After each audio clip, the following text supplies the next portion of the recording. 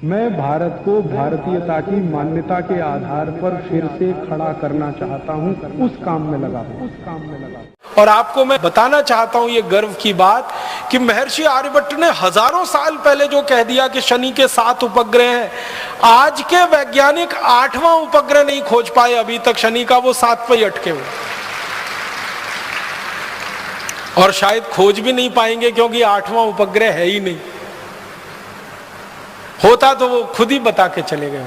अब मैं आपके ध्यान को आकर्षित करना चाहता हूं कि शनि के 7 उपग्रह को खोज लेना कैसे संभव है। बिना दूरबीन के तो सवाल ही नहीं उठता, हो ही नहीं सकता। इसका माने बहुत साफ है कि महर्षि आर्यभट्ट ने दुनिया की सबसे पहली दूरबीन बनाई होगी और उससे देखकर यह बताया होगा, और सारी दुनिया में दूरबीन बनाना लोगों ने उसकी नकल करके सीखा होगा। महर्षि आर्यभट्ट ने एक पुस्तक लिखी है, बड़ी पुस्तक है, बृहद संहिता उसका नाम है, और एक दूसरी पुस्तक है आर्यभट्ट संहिता उसका नाम है। इन दोनों पुस्तकों में सैकड़ों नहीं हजारों सूत्र हैं सूरज के बारे में, चंद्रमा के बारे में और दूसरे ग्रहों के सूरज के अंतर संबंधों के बारे में। और आप जानते हैं सबसे पहले दुनिया में ग्रहण के बारे में, चंद्र ग्रहण होगा, सूर्य ग्रहण होगा, इस तिथि को होगा, इस दिनांक को होगा, इस साल में पड़ेगा, ये सारे के सारे ठीक गणनाएं सबसे पहले शुरू किया महर्षि आर्यभट्ट ने।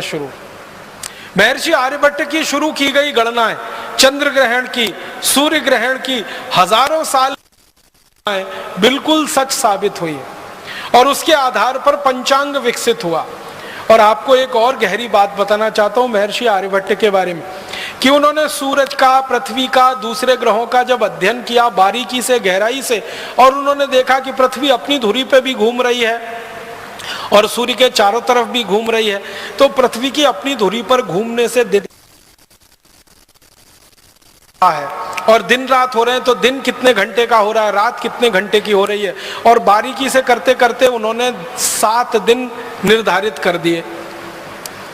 और वो 7 दिन है रविवार, सोमवार, मंगलवार, बुधवार, बृहस्पतिवार, शुक्रवार, शनिवार। ये जो 7 दिन महर्षि आर्यभट्ट ने हजारों साल पहले निश्चित कर दिए, सारी दुनिया अभी तक 8वां दिन नहीं खोज पाई। जो 7 उन्होंने हजारों साल पहले कह दिए, वही 7 दिन पूरी दुनिया इस्तेमाल कर रही है।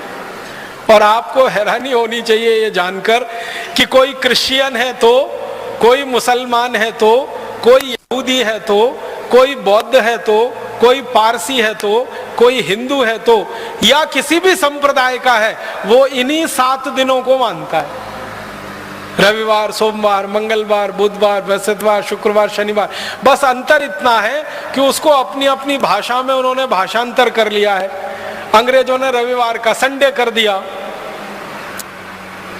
सोमवार का मंडे कर दिया, मंगलवार का ट्यूसडे कर दिया, बुधवार का वेडनेसडे कर दिया, गुरुवार का थर्सडे कर दिया, शुक्रवार का फ्राइडे कर दिया, शनिवार का सैटरडे। बस इतना ही किया है, भाषांतर ही किया है, बाकी कोई मूल बदलाव अंग्रेज नहीं कर पाए। और अंग्रेजों के आगे पीछे की सभ्यताओं ने भी उसको वैसे का वैसा ही स्वीकार किया। यूनान की पूरी सभ्यता ने यही स्वीकार किया, रवि, सोम, मंगल, बुध। मेसोपोटामिया की सभ्यता ने यही स्वीकार किया, बेबीलोनियन की सभ्यता ने यही स्वीकार किया।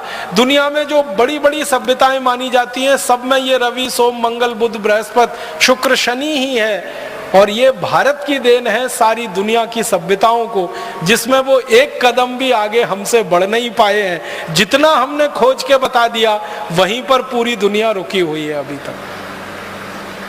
बहुत बड़ा योगदान है महर्षि आर्यभट्ट का इस खगोल शास्त्र की दुनिया में। और एक दो छोटी बातें बताता हूं कि महर्षि आर्यभट्ट का एक और बहुत बड़ा योगदान है सारी दुनिया के लिए, गणित का।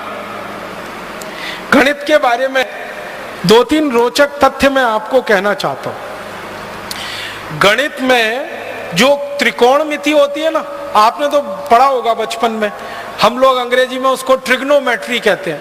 ये जो त्रिकोणमिति है, ये जो ट्रिग्नोमेट्री है, ये महर्षि आर्यभट्ट की खोज है। उन्होंने सबसे पहले त्रिकोणमिति दिया है पूरी दुनिया को जानने, समझने और सीखने के लिए। और आप जानते हैं इसी त्रिकोणमिति को आधार बनाकर दुनिया में सारा निर्माण कार्य चलता है। त्रिकोणमिति अगर आप जानते नहीं हैं तो आप किसी भी निर्माण कार्य में लग नहीं सकते। तो सारी दुनिया के निर्माण कार्य का आधार और पृष्ठभूमि महर्षि आर्यभट्ट की देन है, त्रिकोणमिति जो उन्होंने समझाई सारी दुनिया। गणित में त्रिकोणमिति का आविष्कार भारत में हुआ है। फिर इसी तरह एक महान महर्षि हुए भास्कराचार्य। उन्होंने गणित की सबसे पहली पुस्तक लिखी लीलावती, जिसका नाम लीलावती जो थी वो महर्षि भास्कराचार्य की बेटी थी। तो अपने बेटी के नाम पर, बेटी को जो सिखाते थे गणित में, वही सब उन्होंने लिखा पुस्तक में। और लीलावती के बारे में कहा जाता है कि वो इतनी कुशाग्र बुद्धि थी, इतना तीव्र बुद्धि वो बेटी थी कि पेड़ के पत्ते गिन सकती थी। और जब भी उसको पेड़ के पत्ते गिनने के लिए कहा गया तो वास्तव में उतने ही पत्ते निकलते थे जितने होते थे। और उसको कहा जाता था कि तुम्हारी बुद्धि बहुत तेज चलती है। तो कहती थी वो पिताजी की कृपा है, उन्होंने मुझे गणित सिखाया। पेड़ के पत्ते गिन लेना कोई आसान काम नहीं है, ये कुछ ऐसा ही काम है कि आसमान में तारे गिन लेना। और लीलावती इसमें सिद्धस्थ थी। उस लीलावती के नाम से पुस्तक प्रकाशित हुई, महर्षि भास्कराचार्य की गणित की पहली पुस्तक। और सारी दुनिया ने उस पुस्तक को आधार बनाकर अपने यहाँ गणित का कोर्स बनाया है, सिलेबस बनाया। आपको हैरानी होगी जानकर दुनिया के बहुत सारे देशों ने अपने गणित का सिलेबस लीलावती के आधार पर बनाया।